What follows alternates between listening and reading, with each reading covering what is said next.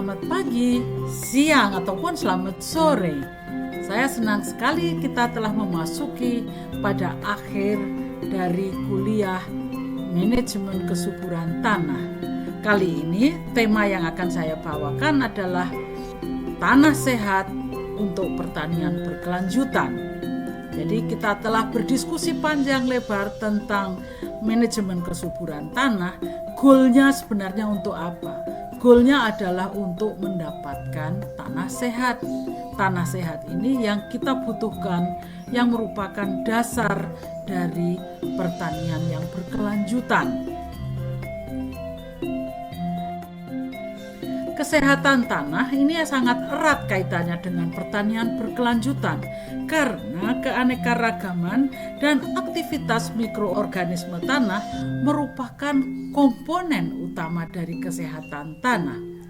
Keberlanjutan pertanian bisa diartikan sebagai kemampuan suatu sistem produksi tanaman untuk terus menghasilkan pangan tanpa degradasi lingkungan. Kali ini kita ramai membicarakan tentang hubungan antara perubahan iklim, kehilangan keanekaragaman hayati, dan penggurunan atau desertification. Desertification ini merupakan bidang kita, jadi terkait juga dengan manajemen kesuburan tanah. Itu adalah untuk mendukung meluasnya desertification. Apa ini sebenarnya desertification? Ini adalah kerusakan-kerusakan tanah akibat adanya kerusakan ini karena adanya erosi tanah dan juga hilangnya atau terganggunya proses-proses di dalam tanah. Hal ini terutama disebabkan oleh adanya biodiversity loss, and the biodiversity loss ini diperparah oleh adanya climate change. Biodiversity loss bisa disebabkan karena adanya mismanagement, tapi diperparah oleh adanya climate change. Dan climate change ini akan lebih parah lagi apabila biodiversity loss ini semakin serius dan desertification semakin meluas.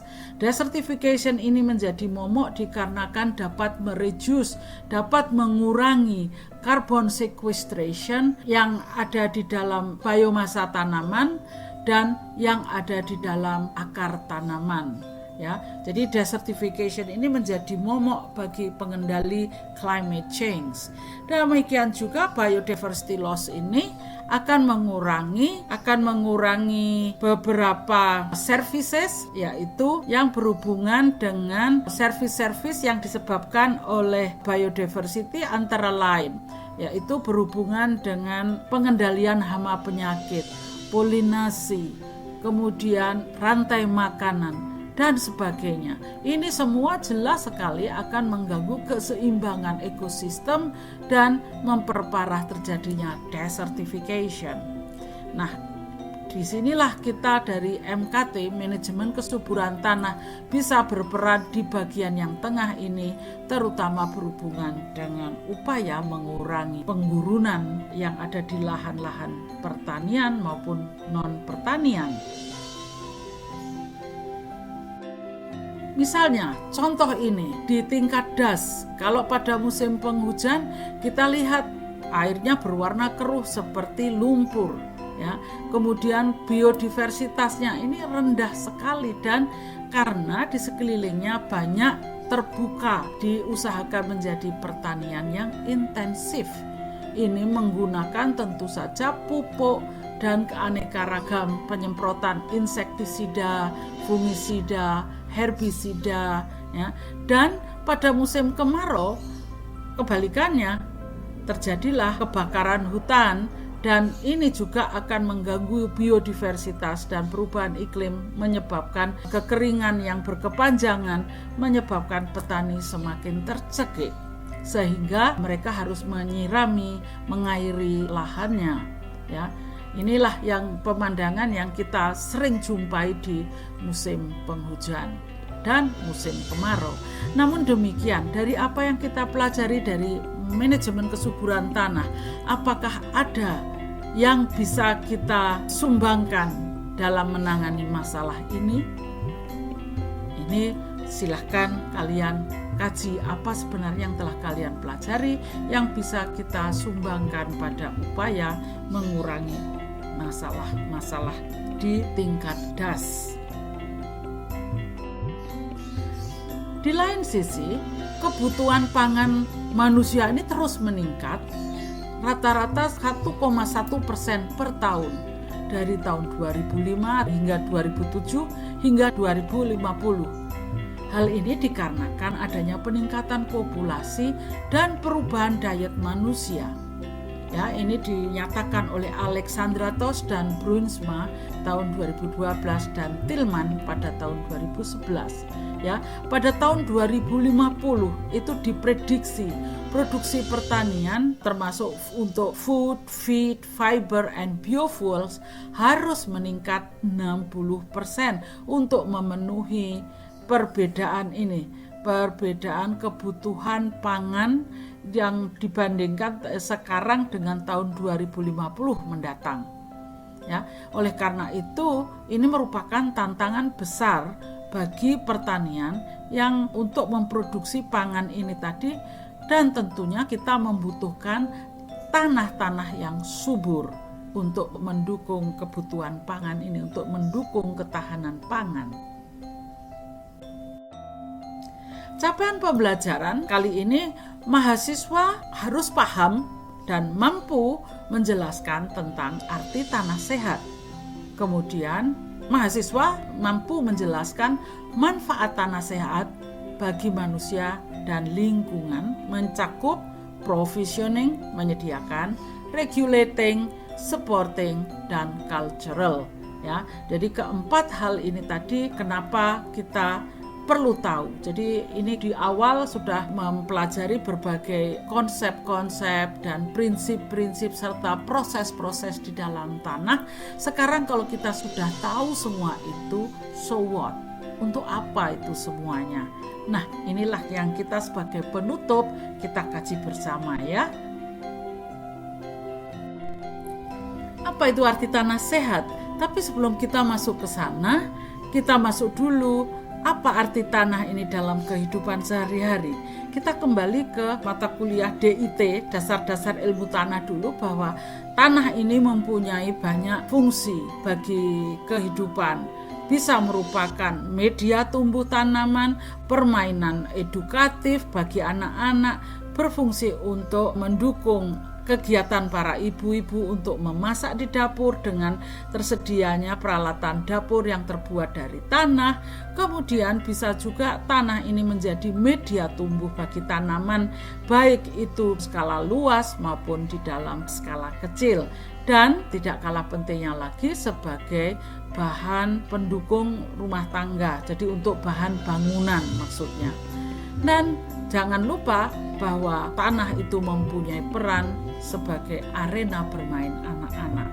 Namun demikian, akhir-akhir ini tanah mempunyai arti yang lebih penting lagi sebagai sarana edukasi, di mana di sekolah anak-anak ini kalau dulu tidak boleh menyentuh tanah oleh ibunya dikarenakan tanah itu kotor, pakaiannya kotor. Namun sekarang anak-anak justru distimulir untuk memegang tanah, bagaimana dia berkreasi, mengembangkan daya imajinasinya menggunakan sarana bantuan dari tanah. Bila kita tengok pada laporan yang diberikan oleh FAO bahwa tanah ini mempunyai 6 fungsi, yaitu mendukung biodiversitas yang ada di planet ini, mendukung ketahanan pangan dan keberlanjutan hidup kita, dan tanah ini mempunyai peran yang penting di dalam menyimpan dan memfilter air, media tumbuh untuk memproduksi pangan dan kebutuhan lainnya, adaptasi terhadap perubahan iklim terutama dalam mempertahankan siklus karbon, dan tanah sehat untuk produk yang sehat pula sehingga lingkungan dan petaninya juga sehat. FAO mendefinisikan tanah sehat adalah suatu sistem yang hidup dengan 4 hal yang perlu kita perhatikan bahwa tanah tersebut mempunyai kapasitas untuk menjadi media yang cocok bagi beraneka ragam organisme tanah dengan lingkungan tanah baik fisik dan kimia yang dapat mendukung pertumbuhan dan produksi tanaman dengan rendah polusi dan mampu memitigasi perubahan iklim. Pada kondisi tersebut, tanah ini biasanya mempunyai ciri tinggi kandungan bahan organik tanah yang diperoleh dari seresah gugur dan dari akar-akar yang mati. Fungsi tanah kalau menurut FAO ini cukup banyak, saya tidak usah ulang lagi. Mempunyai 11 fungsi dari tanah sehat, 6 ini bisa langsung dan yang berikutnya ada yang tidak langsung. Misalnya warisan budaya, banyak lagi. Misalnya ada sumber daya farmasi dan genetik. Ini semuanya adalah salah satu contoh dari peran tanah secara tidak langsung. Beberapa indikator tanah tidak sehat antara lain tanahnya padat, tergenang pada musim penghujan, permukaan tanahnya itu terbuka, kering dan berwarna pucat karena kandungan bahan organik tanahnya rendah, sekitar lebih rendah dari 2%. Dengan demikian, populasi dan keanekaragaman biota rendah dengan sebaran akar tanaman yang dangkal. Beberapa ciri kimia yang merugikan tanaman antara lain adanya perubahan pH, baik terjadi alkalinisasi atau asidifikasi. Contoh kasus dari tanah perkebunan yang kita lihat di sini bahwa tanah tersebut padat, tergenang, akar busuk, dan banyak menghadapi masalah serangan hama dan penyakit.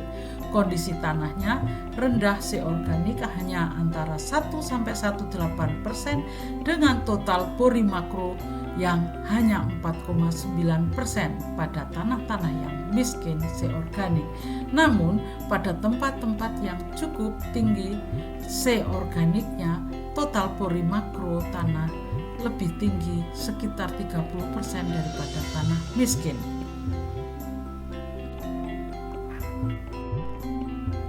Menghadapi masalah pemadatan tanah di lapisan bawah, pihak perkebunan melakukan subsoiling dikombinasikan dengan aplikasi pupuk dan pembuatan drainase. Hasilnya menunjukkan bahwa subsoiling memang bisa meningkatkan total pori tanah, tetapi hanya 8 bulan setelah tanam saja. Jumlah total pori turun dari 49% menjadi 46%. Tanah-tanah yang rendah kandungan C organiknya itu rentan terhadap pemadatan sehingga risiko terjadinya kekeringan kembali meningkat. Nah, kalau kita perhatikan di lapangan, langsung kita lihat di plot petani. Ini adalah plot kopi agroforestry, kopi tumbuh di bawah tegaan penaung lainnya. Tolong diperhatikan di lantai dasar dari kebun ini penuh dengan seresah. Bermanfaatkah seresah ini tadi? Kalau bermanfaat untuk apa? Kalau kalian berjalan-jalan ke desa, banyak sampahnya ini bukan berarti orangnya malas, tapi sebenarnya ini orang yang mengerti tentang lingkungannya. Dengan adanya seresah ini membuat tanah itu terlindungi, evaporasinya tidak terlalu besar, dan kalau ada pukulan air hujan yang besar tidak langsung mengenai tanah, sehingga tanah tetap gembur. Tanah-tanah yang terlindungi ini tetap lembab. Oleh karena itu kalian bisa lihat di sini banyak kluweng, ya. Ini artinya kluweng di sini nyaman tinggal di sini karena lembab, banyak makanan-makanan yang tersedia dan terutama yang kaya kalsium. Nah, apa sebenarnya dengan cacing tanah?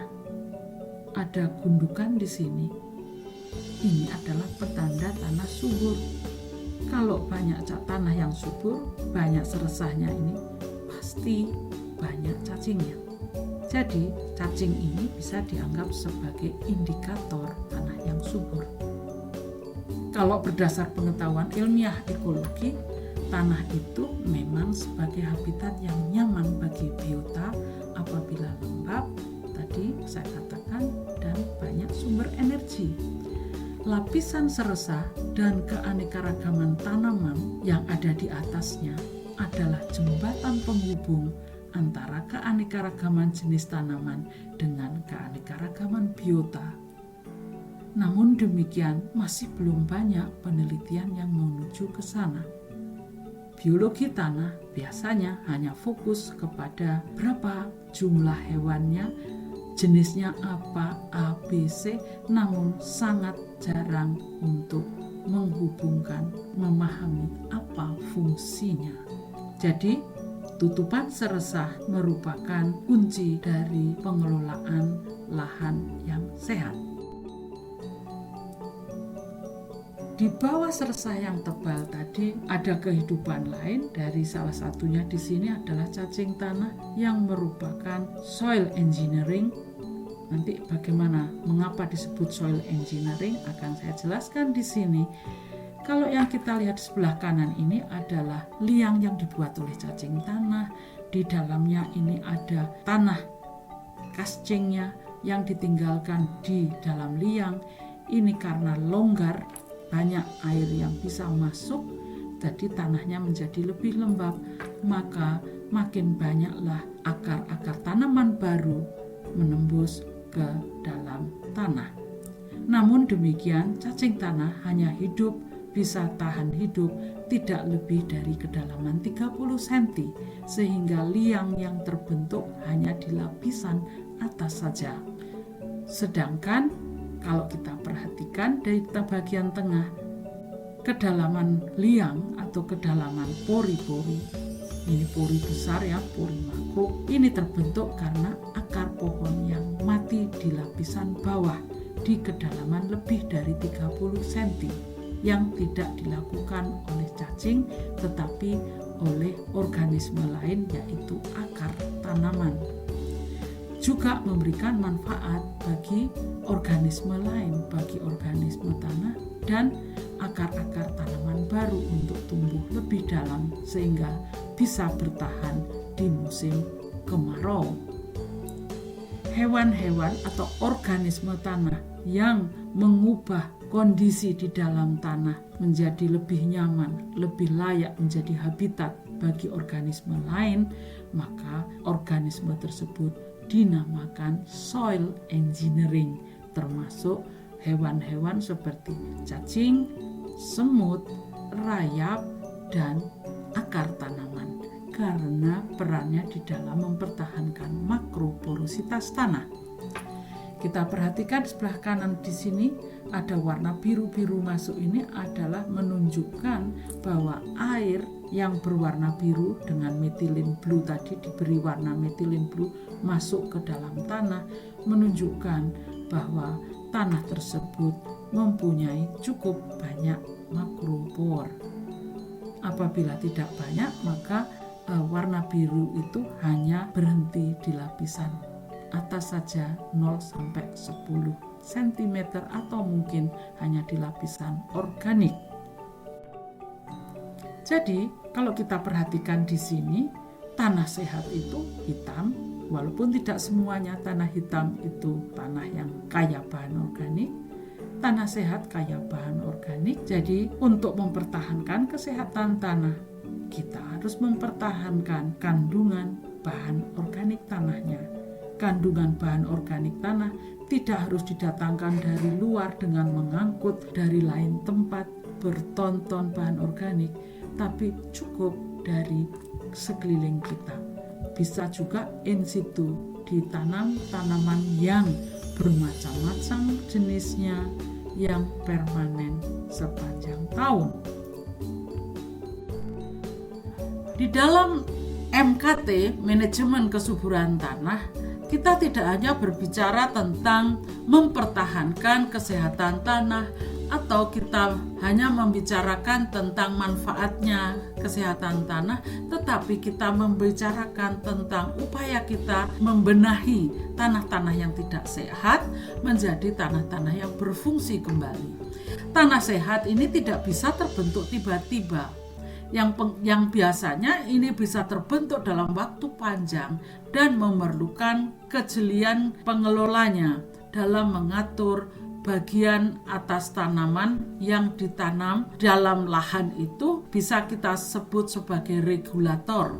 Bagian atas tanaman inilah yang mensetir bagian bawah, dan sebaliknya bagian bawah yang mendukung kehidupan di atas tanah. Seresah pohon atau tanaman-tanaman lainnya dengan kanopi menutup permukaan tanah ini mengatur iklim mikro. Ya, jadi dengan biomasa yang telah ada ditanam di atas tanah dengan seresah gugurnya ini akan memberikan tutupan ke permukaan tanah, mengatur iklim mikro mulai dari suhu udara dan suhu tanah, dan tentu saja berpengaruh terhadap kelengasan tanah. Yang kedua, dari bagian atas tanaman ini mengatur permukaan tanah dengan masukan seresahnya yang ditentukan oleh seresah gugur termasuk ranting dan cabang. Itu adalah tidak hanya kuantitasnya tetapi dipengaruhi oleh kualitasnya. Seresah-seresah yang cepat lapuk, cepat habis dan kembali terbuka. Dan tentu saja macam-macam seresah, ada yang cepat lapuk, ada yang lambat lapuk, kualitas tinggi, kualitas rendah. Ini sangat bermanfaat untuk menjaga keanekaragaman organisme tanah sehingga fungsi dalam ekosistem ini bisa dapat tercapai dengan optimal.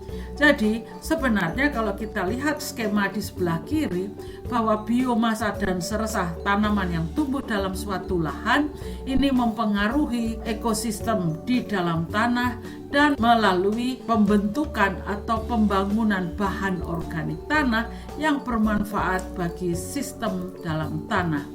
Manfaat inilah yang sering disebut sebagai layanan dari ekosistem tanah. Untuk mempertahankan lahan pertanian itu ramah lingkungan, manajemen harus memperhatikan tentang neraca karbon dan hara dalam lahan pertanian.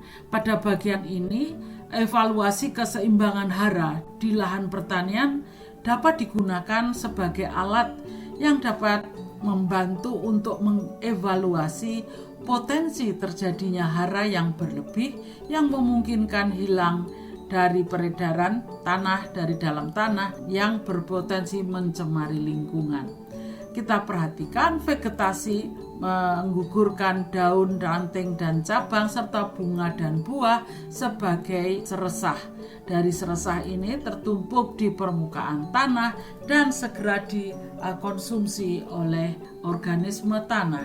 Kemudian terjadilah dekomposisi dan mineralisasi hara di dalam tanah. 80% itu berada di topsoil, itu akan diserap kembali oleh vegetasi, dan 20% diambil dari lapisan yang lebih dalam. Jadi setelah adanya leaching ada kemungkinan hilang dan ada kemungkinan yang masih dapat diserap oleh akar tanaman kembali diasimilasi oleh vegetasi. Nah, vegetasi kalau lahan pertanian, kalau ini akan terus berputar apabila ini adalah pada sistem yang tertutup seperti ini kalau kita punya di hutan atau di agroforestry. Namun pada lahan pertanian itu ada harvesting period, ada pemanenan. Berapa sebenarnya hara yang hilang melalui panen dan berapa yang kembali melalui pelepasan, melalui dekomposisi, mineralisasi, dan berapa sebenarnya yang diperoleh dari fiksasi dari udara, dan tentu saja berapa sebenarnya yang hilang. Ini harus ditetapkan, harus diamati untuk mengerem supaya berimbang antara masukan dengan luarannya, antara input dengan outputnya. antara import dan ekspor. Ya. Tadi sudah disebut-sebut bahwa jumlah hara yang masuk ke dalam plot itu berasal tidak hanya dari pupuk tentunya, tetapi dari seresah-seresah gugur yang masuk ke dalam tanah. Tidak hanya seresah yang gugur, tapi juga dari akar tanaman yang masuk ke permukaan tanah. Ini yang menetapkan berapa banyaknya karbon dan nutrisi yang masuk itu ditentukan oleh jumlahnya dan kecepatan pelapukannya. Kecepatan pelapukan ini bisa dilakukan dengan studi dekomposisi seperti ini ya, yang seperti yang dilakukan oleh Mbak Mila, ini kakak kelasmu di UB Forest. Berapa lama misalnya ini daun pinus, daun mahoni dibandingkan dengan daun kopi dan daun sayuran, berapa lama berada di permukaan tanah.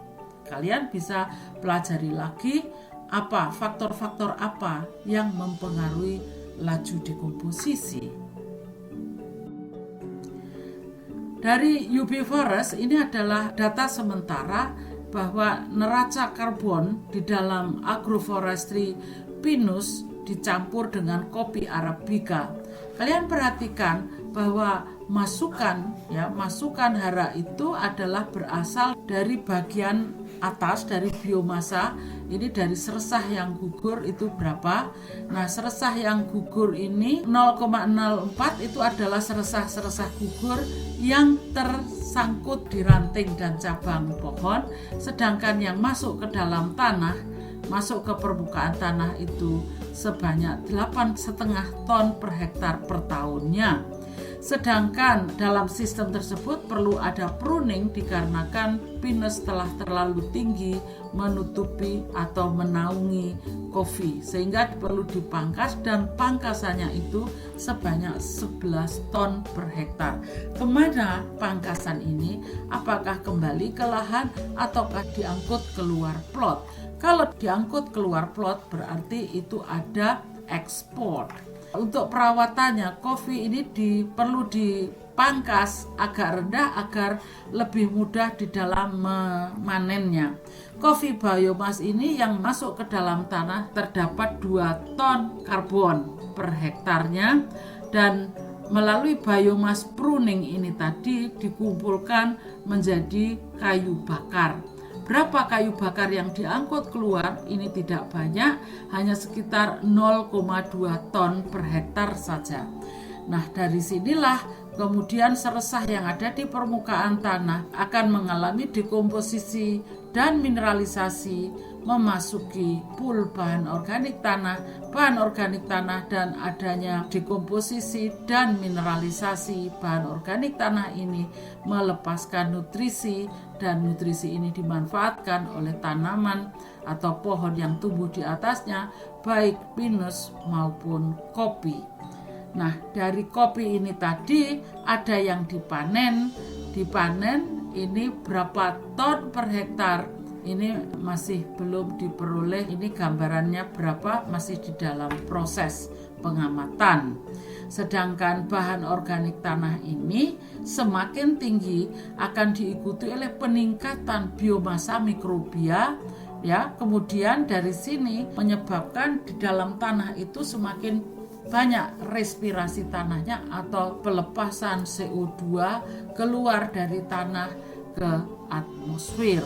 Jadi inilah kira-kira gambaran bagaimana neraca karbon di dalam lahan pertanian, masuknya berapa, keluarnya berapa. Sehingga kalau misalnya keluarnya terlalu besar, masuknya sedikit, ini yang harus kita rem bagaimana supaya kebocoran karbon dan hara lainnya ini tidak terlalu besar, tapi perlu diusahakan kembali lagi ke dalam lahan, ke dalam tanah.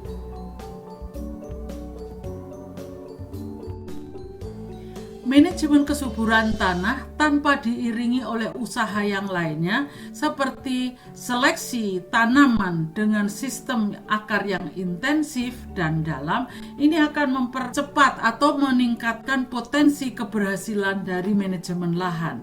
Jadi kalau adanya perbaikan baran dan distribusi akar di lapisan bawah, ini akan meningkatkan daya jelajah akar sehingga tanaman menjadi lebih toleran terhadap kekeringan, produksinya lebih besar, dan struktur tanah menjadi lebih stabil karena adanya perbaikan tambahan karbon dari akar-akar yang mati, dan juga akar-akar tanaman ini mencengkram menggenggam tanah yang ada di dalam lapisan bawah, sehingga tanah itu strukturnya menjadi lebih stabil dan tentu saja cadangan karbon di dalam tanah akan meningkat.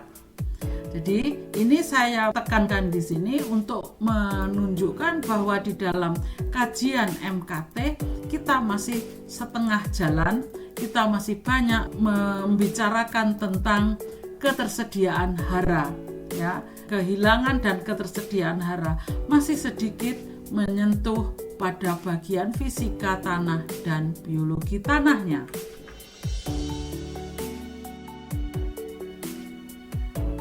Pak Gito ini adalah petani di daerah Krisik. Beliau ini mengatakan bahwa saya Pak Gito, desa Krisik, kebun campuran saya ini tanahnya gembur, lembab, jadi tidak usah pupuk macam-macam, paling saya beri pupuk saja, pupuk kandang, dan kadang-kadang saya hanya datang untuk menyiangi kebun saya.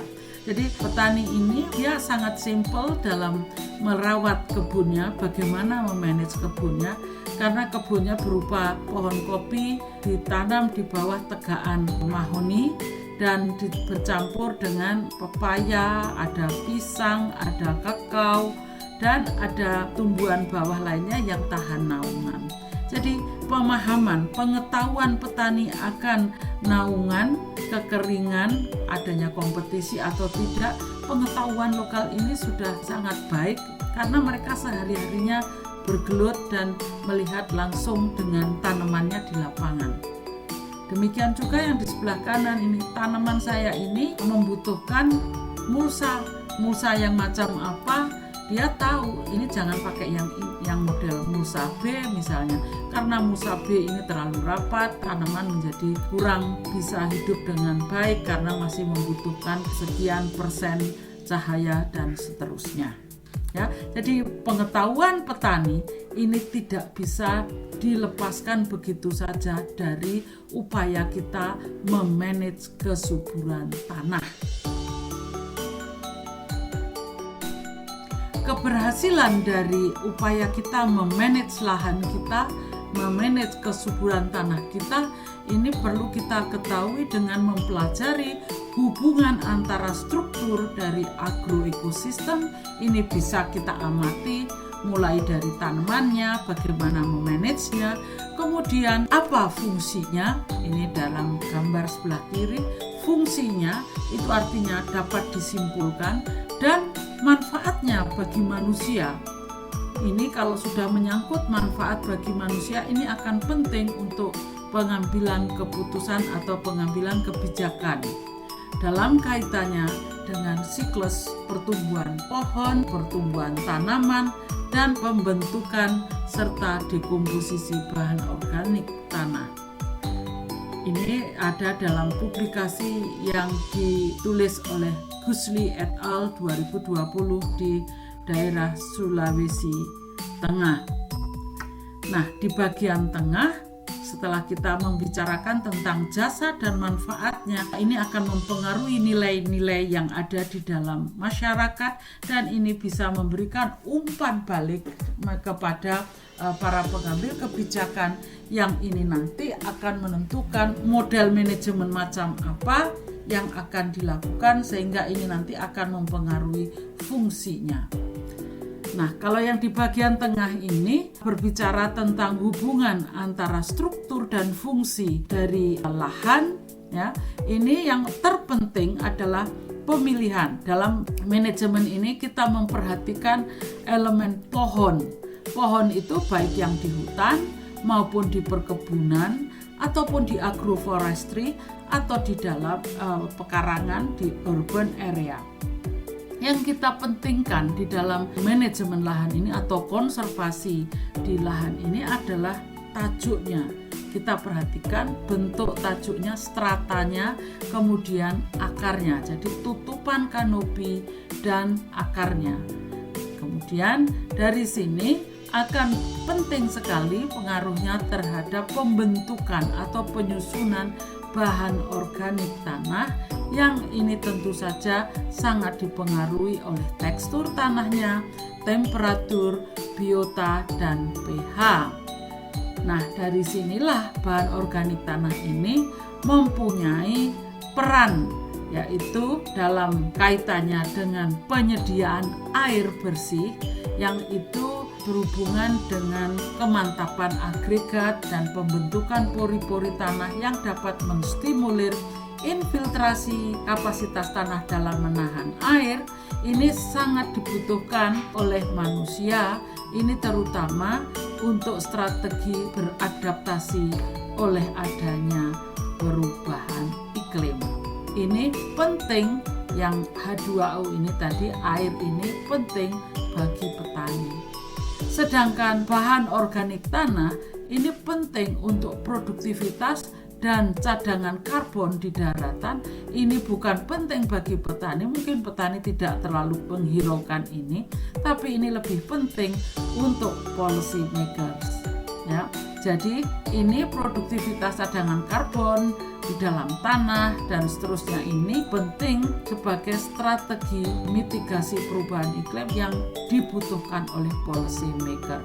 Jadi yang kelompok yang sebelah kanan ini adalah menyangkut jasa atau manfaat bagi manusia. Inilah yang warna orange ini, kelompok di sini ini adalah kelompok environmental services. Kalau yang di sini adalah yang hijau, yang kita lihat adalah struktur dan fungsinya. Jadi di dalam manajemen lahan dan manajemen kesuburan tanah, kita perlu memperhatikan apa struktur dan fungsinya dan permasalahannya apa, yang akan dibenahi apanya. Baru kemudian kita lihat pada fungsi berikutnya dan manfaat jasa dan manfaatnya bagi manusia serta makhluk hidup lainnya. Studi kasus yang saya angkat kali ini adalah berhubungan dengan publikasi terbaru dari kami di jurnal Land yang terbit bulan ini berjudul Soil Organic Matter: Mitigation of Adaptation to Climate Change in Cocoa-Based Agroforestry System, yang dilakukan oleh teman-teman dari Unhas bersama-sama dengan tim dari UB. Survei dilakukan pada 5 sistem penggunaan lahan, yaitu hutan sekunder, MPTS, agroforestry koko tua, koko monoculture, dan agroforestry koko muda. Hasil pengukuran total sea organik tanah di kelima penggunaan lahan bahwa secondary forest masih menunjukkan hasil yang tertinggi bila dibandingkan dengan keempat penggunaan lainnya. Namun demikian, kita ketahui bahwa dari kelima penggunaan lahan ini memiliki tekstur tanah yang berbeda-beda. Oleh karena itu, hasil pengukuran sea organik ini tadi harus dikoreksi menggunakan persamaan pedotransfer di atas.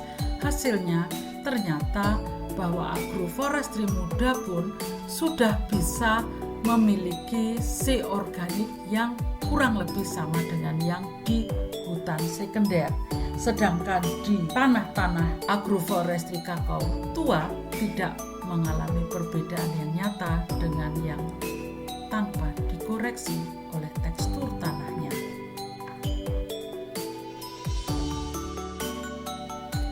Total carbon stock dari berbagai land use yang kita lakukan, bahwa tanah di agroforestry kakao berkontribusi cukup besar, sekitar 47% dari total carbon stock.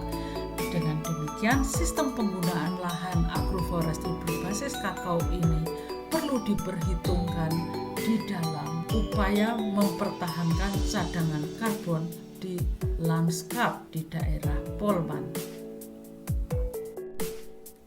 Peningkatan total seorganik tanah di Polman diikuti pula oleh peningkatan konduktivitas hidraulik dan ketersediaan air tanah. Jadi, mempertahankan bahan organik tanah itu penting untuk meningkatkan daya adaptasi tanah terhadap kekeringan. Bagian terakhir dari presentasi saya ini adalah berkenaan dengan pemanfaatan sumber daya lahan di masa pandemik. Pada masa yang sulit ini, tanah sehat merupakan pendukung utama dari produk-produk sehat. Kita ketahui bersama bahwa saat ini pengelolaan kesuburan tanah ini telah bergeser. Kalau dulu hanya tanah subur begitu saja sudah cukup, sekarang telah bergeser ke tanah sehat dan berkualitas. Pada masa lalu, sumber daya alam atau natural capital yang terdiri dari 3 aspek yang diperhatikan adalah pada intinya yang terpenting adalah ketersediaan hara dari aspek kimia tanah. Dari fisika tanah ini apabila dikaitkan dengan makroporositas, masuknya air tanah dan lebih kepada ketersediaan hara. Sedangkan biologi masih kembali paradigma lama, masih hanya berfokus pada ketersediaan hara. Biologi hanya difokuskan pada enfiksasi ya dari rhizobium dan atau dari mycorrhiza yang lebih difokuskan pada penyediaan hara P. Nah, kesuburan tanah pada waktu itu hanya 3 berhubungan dengan ketersediaan hara dan air ini untuk mendukung produktivitas pertanian. Namun, menurut Doran dan Parkin pada tahun 1994 mengatakan bahwa benarnya kita telah bergeser dari tanah yang subur menuju tanah yang berkualitas. Ini adalah mempertimbangkan produktivitas biologisnya, kualitas lingkungan, dan kesehatan tanaman serta hewan. Ini didukung oleh manajemen lahan yang komprehensif lagi. Kualitas tanah ini tadi menghasilkan kualitas air dan tanah yang dibutuhkan untuk mendukung tanah yang sehat yang didorong oleh kinerja biota tanah. Jadi tanah sehat ini tadi dengan kinerja biota tanah yang optimal tadi memberikan layanan ekosistem di dalam tanah. Dan tanah sehat ini bergerak ya dalam fungsinya, layanannya itu berlaku untuk jangka panjang dalam skala yang luas serta multi objects dan multi years ya. Jadi ini penting sekali bahwa zaman saya dulu belajar kesuburan tanah itu ya hanya berfokus yang di sebelah kiri ini saja, kimia, fisika, biologi. Biologi pun belum ada pada waktu itu, masih yang pada tahun 1977-an itu masih yang disentuh hanya kesuburan kimia dan fisika. Biologi tanah sama sekali tidak disinggung. Baru pada tahun 1990-an gitu baru ada biologi tanah. Dan sampai sekarang sudah bergeser dari biologi tanah ke tanah yang berkualitas dan tanah yang sehat. Dan orang sudah mempertimbangkan tidak hanya penyedia hara tapi juga layanan ekosistem tanah lainnya. Disepakati di dunia, kalau kita perhatikan bahwa untuk pembangunan yang berkelanjutan tidak akan tercapai berkelanjutan apabila kita tidak memperhatikan ke-17 capaian yang disepakati di tingkat internasional. Tentu saja satu solusi tidak bisa menyelesaikan semua masalah, bisa memenuhi 17 kriteria ini, tidak bisa memenuhi 17 goal ini. Tanah sehat itu kalau saya lihat di sini bisa berkontribusi terhadap SDG nomor 3, 6 yang berhubungan dengan good health and well-being, berhubungan dengan clean water and sanitation, dan SDG 13, 14, and 15 berhubungan dengan climate action, itu berhubungan dengan infrastruktur ekologi, manajemen iklim, keanekaragaman hayati, hutan, kelestarian hutan, kehidupan dalam air.